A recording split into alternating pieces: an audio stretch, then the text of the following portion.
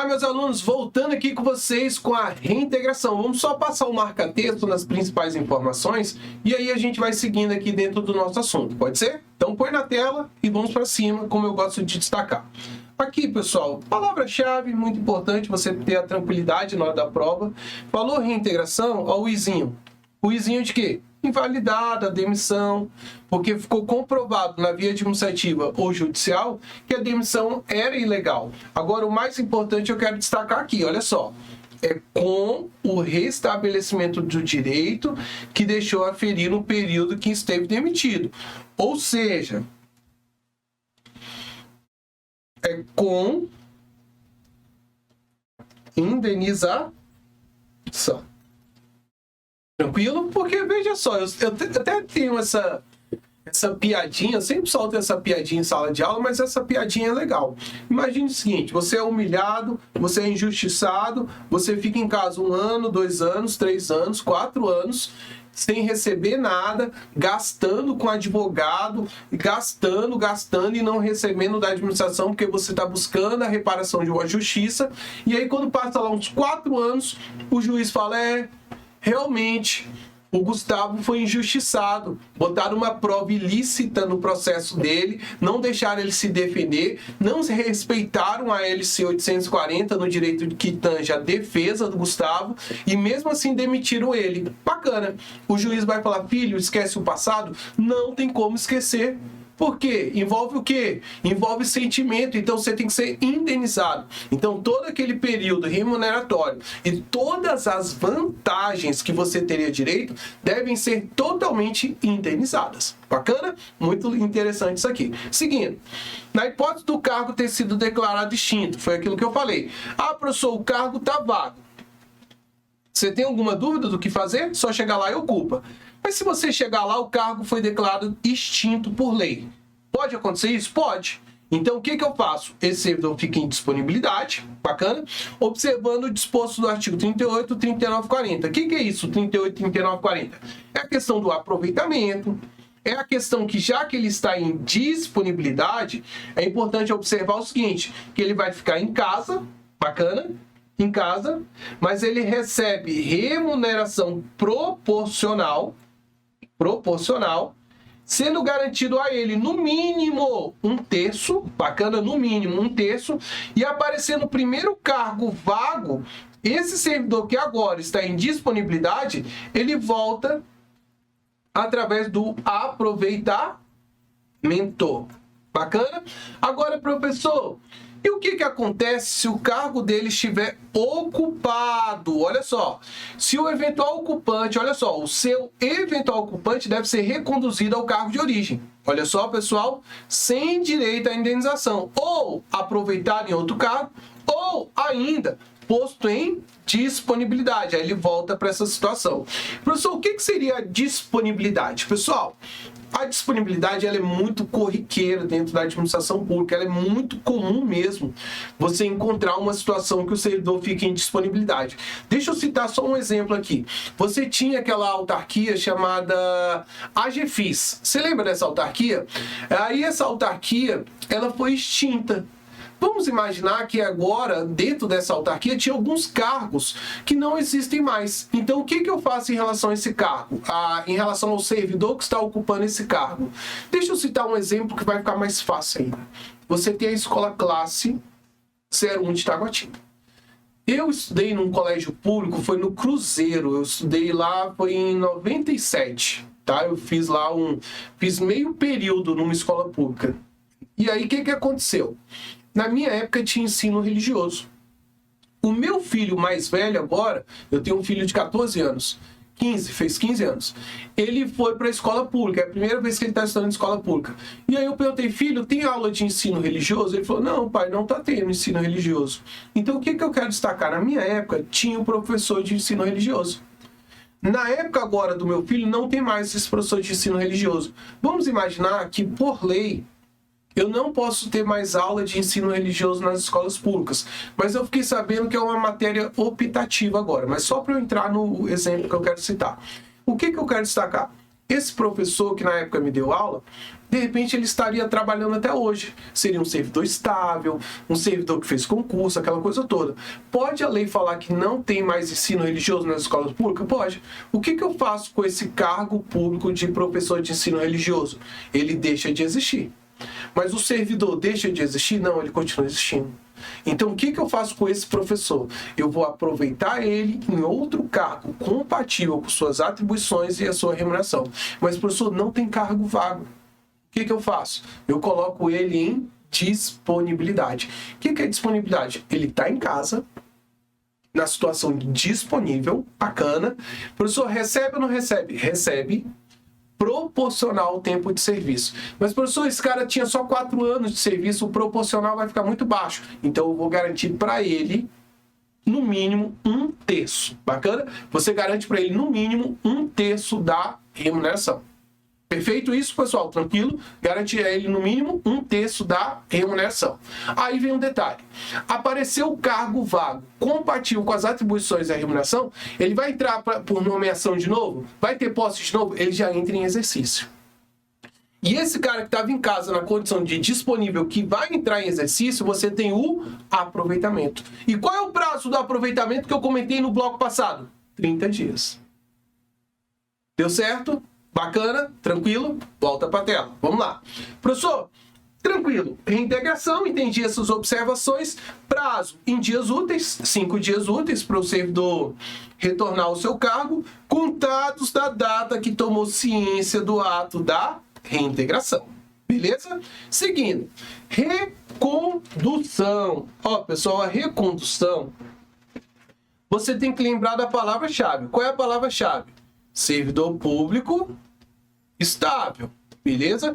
Inclusive, hoje ainda a gente vai conversar sobre o estágio probatório e a estabilidade. Já já a gente vai entrar nesse assunto. Vamos olhar a literalidade da lei.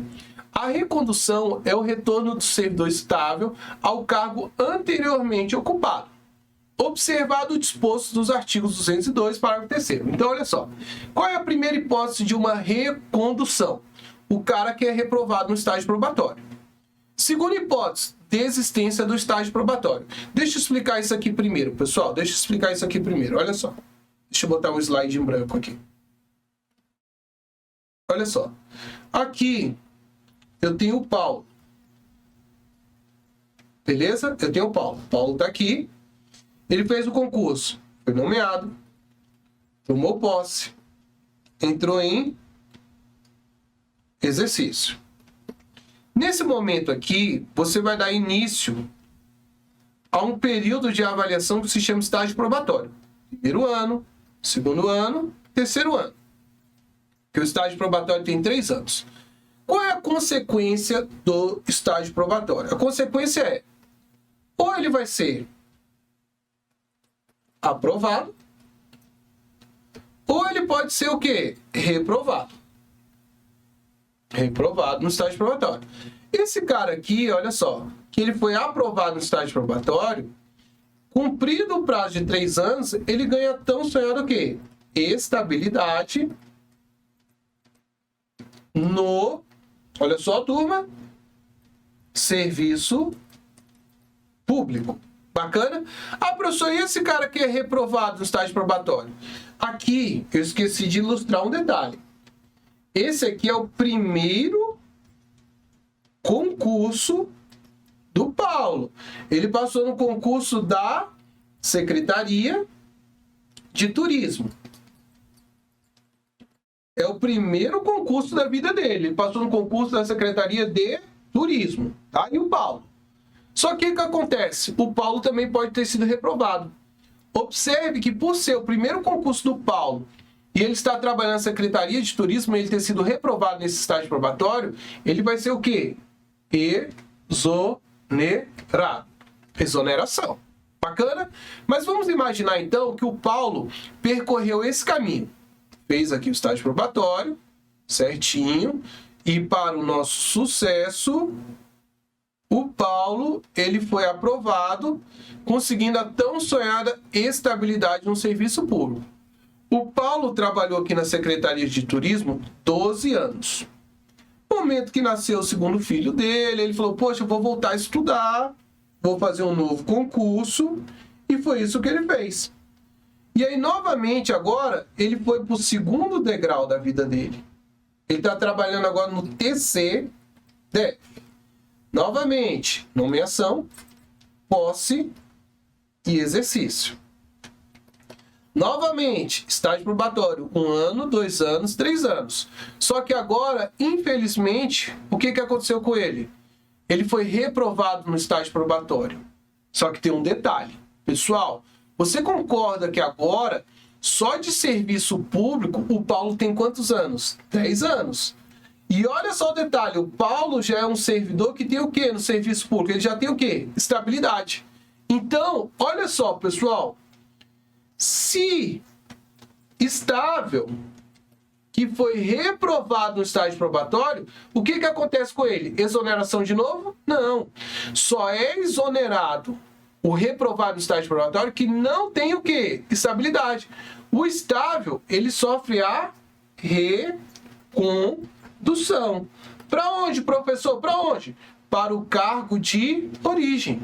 Então, o que é a recondução? A recondução é um benefício que o servidor público estável tem ao ser reprovado no estágio probatório. Porque, olha só que interessante. Paulo teve o seu primeiro cargo público aqui. Depois ele foi para o segundo cargo público. Pessoal, ele poderia ter ido para o terceiro, poderia ter ido para o quarto, poderia ter ido para o quinto. Por quê? Olha só. Se ele ocupar 10 cargos, 1000 cargos efetivos, ele vai fazer 1000 estágios probatórios. Mas entenda que a estabilidade ela é adquirida no serviço público. E muitos alunos viram para mim, professor, eu achava que a estabilidade era no cargo. Não, a estabilidade é no serviço público. Bacana? Então, muito importante observar que a gente está trabalhando servidores públicos civis do Distrito Federal, regulamentados pela LC 840. Então, tudo aquilo que a gente está tratando vale para os órgãos da administração pública direta e também para as autarquias e fundações públicas de direito público e os órgãos relativamente autônomos, ou seja, aquelas pessoas ocupantes de cargos públicos efetivos que são regulamentadas pela LC 840, tranquilo? Então, nessa disposição que ele adquire a estabilidade, é uma garantia maior para esse servidor público, ele não vai perder o cargo público dele em qualquer hipótese. Então, por mais que ele tente fazer um novo concurso, e nesse novo concurso, lá, que ele já chega na condição de estável, ele reprova nesse estágio probatório, ele volta para o cargo de origem. Segunda situação, ele está aqui trabalhando como professor da Secretaria de Educação, 20 anos dando aula, já passou pelo estágio probatório, já tem estabilidade, já está todo certinho, resolve fazer um novo concurso. É aprovado nesse novo concurso. Chegou lá no primeiro mês de trabalho, ele não se identificou. Até insistiu, ficou 2 meses, 3 meses. Momento esse que ele falou, não, ó, isso aqui não é para mim, eu prefiro voltar para a sala de aula, porque o meu sonho sempre foi ser professor. Eu entendo que não ganha tão bem, mas eu era feliz lá. Quero voltar. Posso desistir desse estágio probatório aqui? Posso. Então eu volto para o cargo de origem. Bacana? Então essas são as duas hipóteses iniciais que a gente vai ver, enxergar no Instituto da Recondução. Bacana? E a terceira hipótese é aquela hipótese clara. Aqui eu tenho aqui Maria. Maria foi ilegalmente demitida. Passa 1 ano, 2 anos, 3 anos, 4 anos, o que seja, aí ela consegue reverter essa situação que caracterizou uma demissão ilegal para ela. Aí ela vai voltar para ocupar o seu cargo. Quando ela chega lá, a Maria, tá o Paulo no cargo dela. Só que Paulo é um servidor estável. O que acontece aqui com Paulo? O eventual ocupante do cargo de uma pessoa que tinha sido ilegalmente demitida. A ilegalmente demitida, ela fala, cada um com seu problema. Então esse cargo é meu. Maria chegou.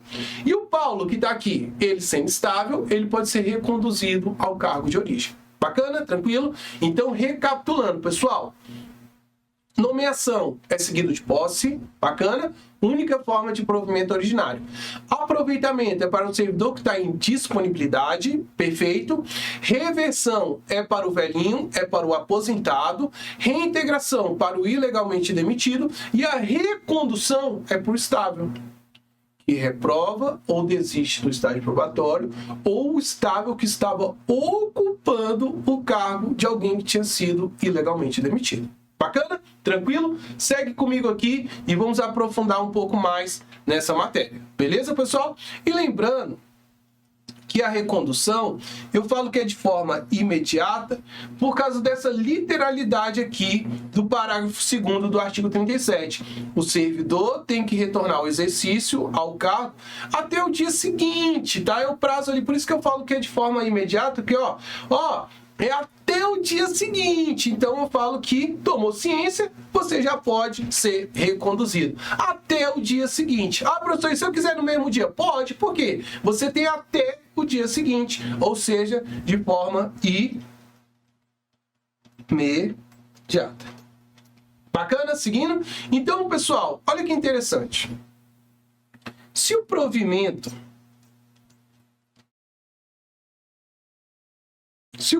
significa uma entrada, o que seria uma vacância? Seria uma saída. Bacana? Seria uma saída. Você pode ter a saída por exoneração, demissão, destituição, aposentadoria, falecimento e as outras hipóteses previstas na Constituição. Então, de cara, eu já destaco para vocês que o artigo 50 da LC 840/11 é um artigo exemplificativo. Por que exemplificativo? Porque ele admite ampliação. Por que ampliação? Porque você vai ter outras hipóteses da pessoa perder o cargo público dele que estão previstas na Constituição, ou seja, além dessas hipóteses que estão previstas dentro do artigo 50 da LC 840. Agora vamos às observações. A exoneração não tem caráter punitivo. Beleza? Já a demissão e a destituição, essas duas, elas têm caráter punitivo. A demissão é para o servidor o quê, pessoal? Efetivo.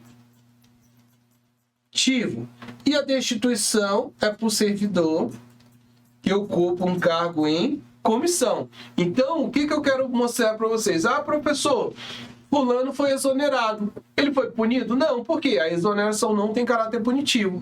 Agora, se ele fala que fulano foi demitido, opa, aí o buraco é mais embaixo. Se ele foi demitido, significa o quê? Que ele saiu de lá com punição. Da mesma forma, você pode entender a palavra destituído. Se ele foi destituído é por quê? Porque tem caráter punitivo. Bacana? Agora, a aposentadoria, falecimento, é autoexplicativo. Aposentadoria, aposentou. Falecimento, morreu. Bacana? E perda dos cargos nos demais casos previstos na Constituição. Vou citar um exemplo para vocês.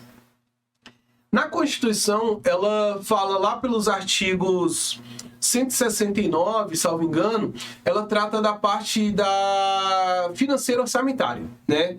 E nessa parte financeira orçamentária, ela vai buscar um respaldo legal na Lei de Responsabilidade Fiscal. Então, o que está previsto lá na Constituição? Ora, se houver um desrespeito à Lei de Responsabilidade Fiscal no que tange gastos com pessoal, o que é o gastos com pessoal? O tanto que a administração pública está pagando para os seus servidores. Se estiver ultrapassando lá o limite estabelecido na lei, para a adequação com a Lei de Responsabilidade Fiscal, a administração pública, pessoal, ela vai ter que fazer o seguinte: exonerar pelo menos 20% das pessoas que estão ocupando o cargo em comissão. Se essa medida não for solução, a administração pública vai exonerar os servidores não estáveis. Mas mesmo assim, se não conseguir realizar uma adequação de gastos, ela vai ter que exonerar os servidores que são o quê? Estáveis. Então veja que essa é uma hipótese que está prevista na Constituição, mas que não está prevista na Lei Complementar 840. Então significa que aquelas outras hipóteses previstas na Constituição podem sim atingir aqui os servidores regulamentados pela LC 840. Até porque existe um princípio da hierarquia das normas. Aqui no topo está a Constituição e abaixo que você tem as... Opa, deixa eu pegar a borracha.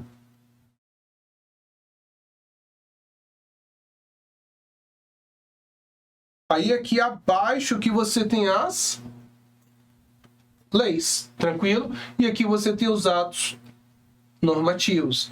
Então, pelo princípio da hierarquia das normas, prevalece aquilo que está no topo, ou seja, aquilo que está na Constituição. Perfeito, pessoal? Bem tranquilo, bacana. Vamos trabalhar agora item a item. Deixa eu começar aqui falando sobre a exoneração. Olha só. Você tem aqui o servidor ocupante do cargo efetivo. Ele tem a exoneração.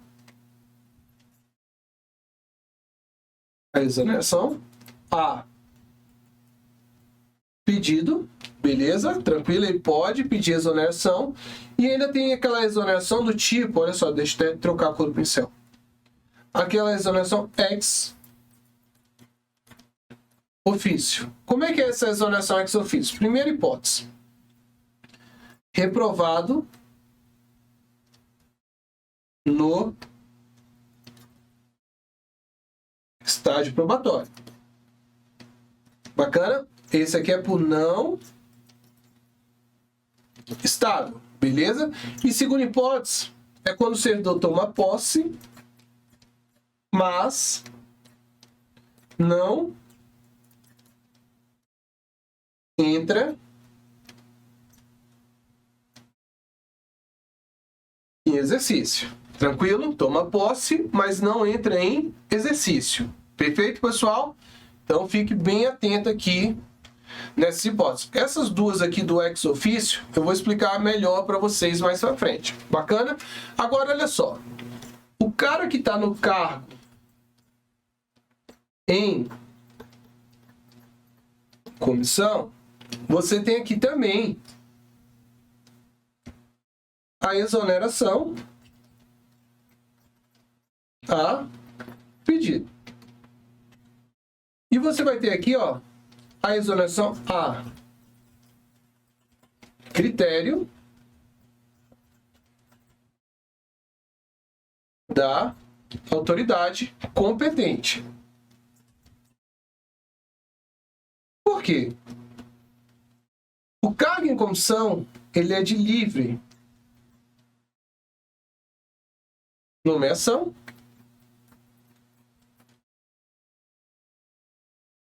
e de livre